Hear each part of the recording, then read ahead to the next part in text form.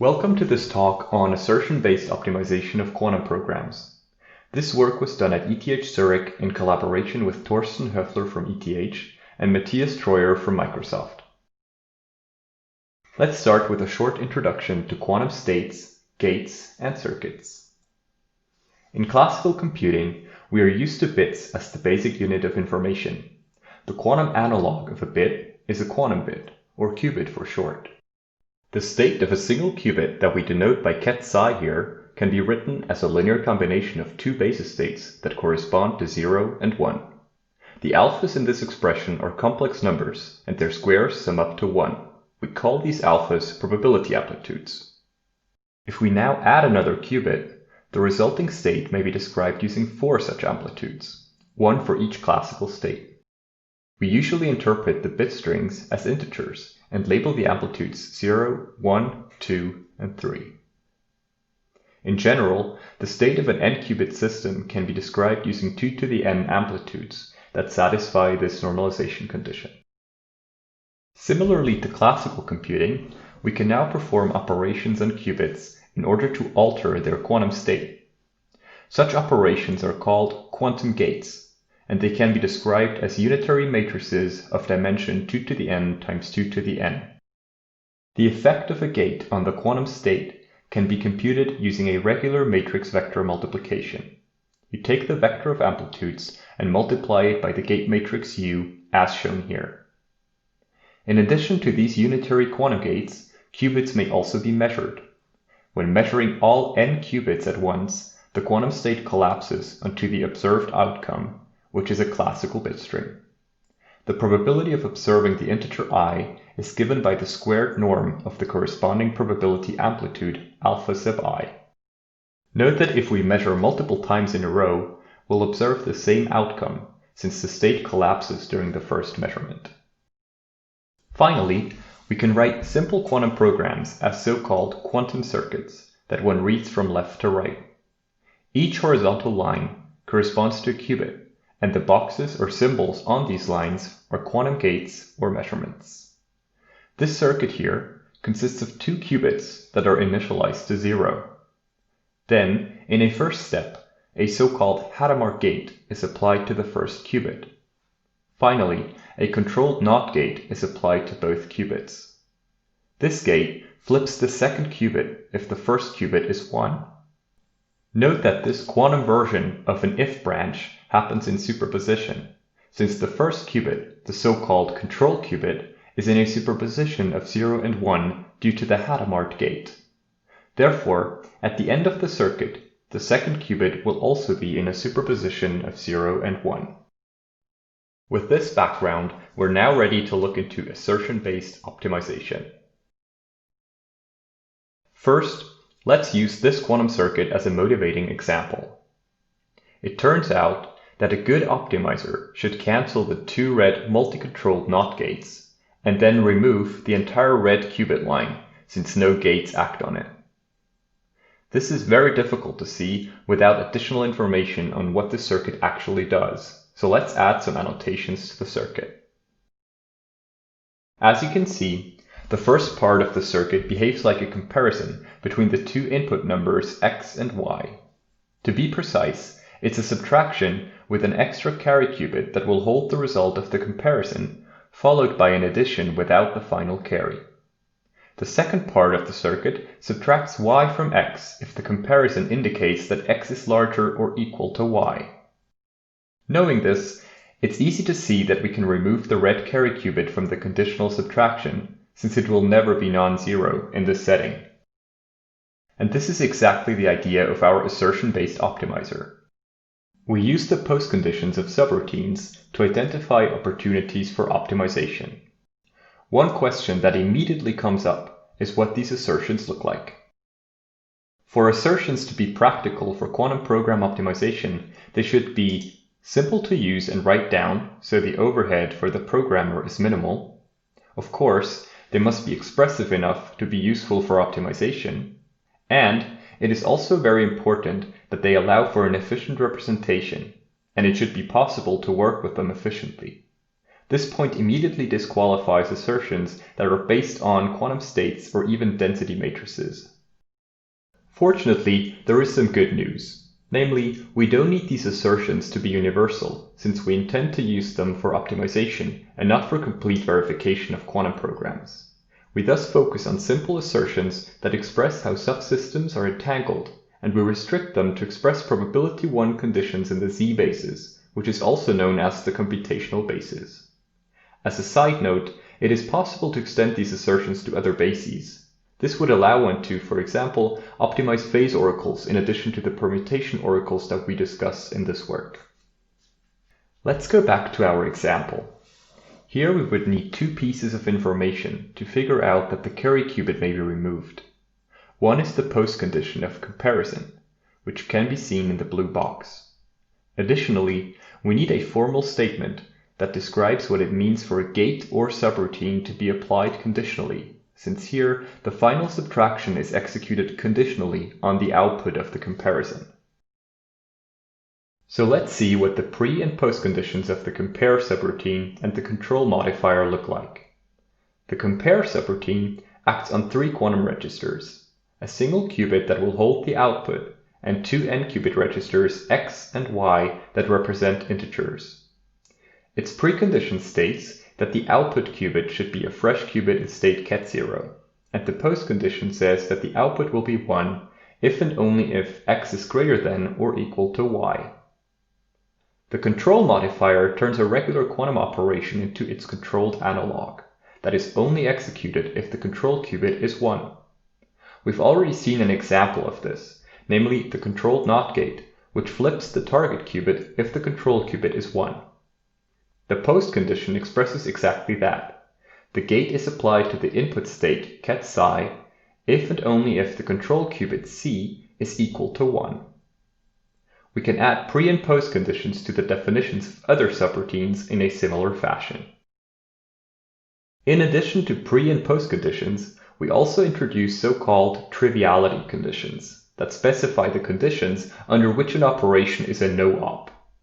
For example, the swap gate has no effect if the 2 registers being swapped are equal. Another example of a triviality condition is that a conditional operation is trivial if the control qubit is 0. This follows immediately from the postcondition of the control modifier that we saw on the previous slide. Our optimizer combines these triviality conditions with the pre- and postconditions of each subroutine in the program in order to remove no-ops from the circuit. As a side note, it also uses a more general concept where the combined action of multiple non-trivial subroutines is trivial, but we won't get into the details here. Instead, we'll now discuss a simple example of assertion-based optimization. We've already seen the first part of the circuit, the Hadamard gate followed by a controlled NOT gate. The last gate is a swap gate whose triviality condition we saw on the previous slide. We can now step through the circuit from left to right, mimicking the behavior of our assertion-based optimizer. At the beginning, 2 qubits are allocated, and from the postcondition of allocate, we know that both qubits are in state 0. We didn't add postconditions that relate input to output qubits for the Hadamard gate. Therefore, we only know that Q2 is 0 at this point. Then, using the postcondition of the control modifier and of the poly X or NOT gate, we can deduce that Q1 is equal to Q2 after the C0. Since this is exactly the triviality condition of the swap gate, we may safely remove the swap gate from the circuit. This example may seem a bit contrived. However, this exact optimization may be useful in practice when mapping quantum circuits to an architecture with limited connectivity. To see this, consider this circuit which prepares a GHZ state on 5 qubits. To map it to a target device with linear nearest neighbor connectivity between qubits, we may add additional swap gates. And after some optimization to cancel intermediate swap chains, this is the mapped circuit. The assertion-based optimizer may now step through the circuit and record the derived facts. After each red C0 gate, it holds that the control qubit's value is equal to the target qubit's value. As a result, the following C0 sets its target qubit to 0. Because this is always the case, we may remove the third C0 of the second, third, and fourth qubit, as well as the corresponding ones in the uncompute sequence. Following this optimization, we may also remove the remaining black C0s starting at the bottom of the circuit, since controls commute. After cancelling these C0s, we're left with this circuit, which is now much simpler, but it still respects qubit connectivity. In addition to these basic examples, I will now show a few use cases for how assertion-based optimization may be used to optimize arithmetic circuits. It turns out that most quantum algorithms need to evaluate some classical functionality, such as arithmetic, on a superposition of inputs. This includes Shor's algorithm for factoring, where a modular exponentiation is required, linear system solving, where the matrix entries may be computed on the fly for efficiency, and other applications in optimization or acceleration of Monte Carlo simulations. We've already seen one example of arithmetic, where assertion-based optimization helps, namely the comparison followed by a conditional subtraction. This functionality is needed to carry out a modular reduction, which may be used to build a modular addition circuit for Shor's algorithm. This example suggests that assertion-based optimization may be especially useful when combining multiple subroutines. And it turns out that we can find examples for this also for fixed point and floating point operations.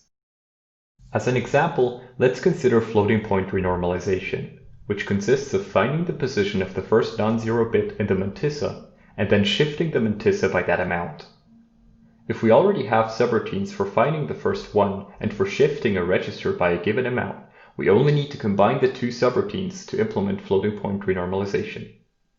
Unfortunately, a general implementation of the shift subroutine must work for arbitrary superpositions as input. As a result, it allocates temporary scratch space to catch the overflow from the shifted register.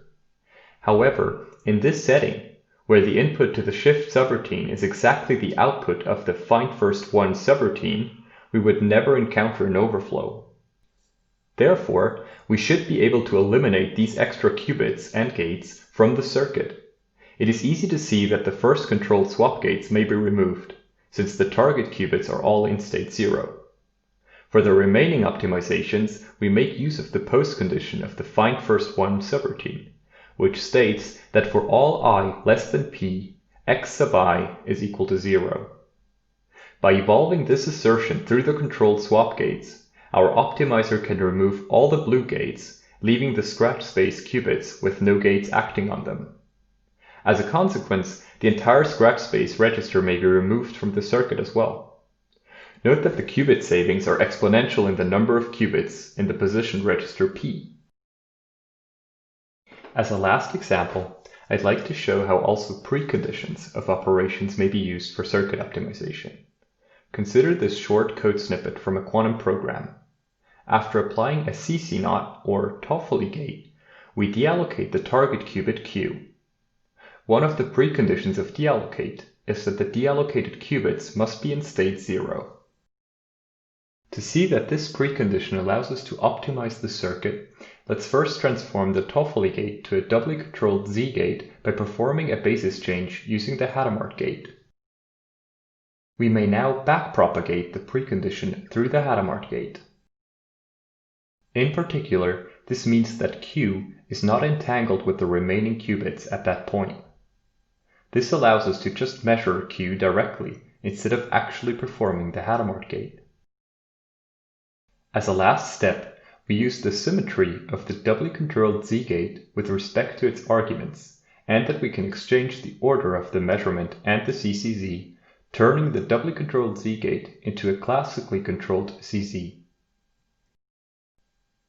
This shows that the precondition of deallocate may be used to identify places where this so-called measurement-based uncomputation is applicable. Instead of a costly Toffoli or doubly controlled Z gate, this allows us to achieve the same result using only Clifford gates and measurements. This trade-off is beneficial in a fault-tolerant setting, where non-Clifford gates are much more costly than Clifford gates. In summary, our approach to optimization uses all pre- and post-conditions of gates and subroutines in a quantum program. It combines this information with triviality conditions, which are conditions that specify when an operation is a no-op. We have implemented a prototype of our optimizer in Python. It's based on Project Q, and it uses the Z3 theorem prover to combine assertions and triviality conditions. We've tested our implementation using several examples, some of which we have discussed in this talk. Please check out the paper for details and for more examples.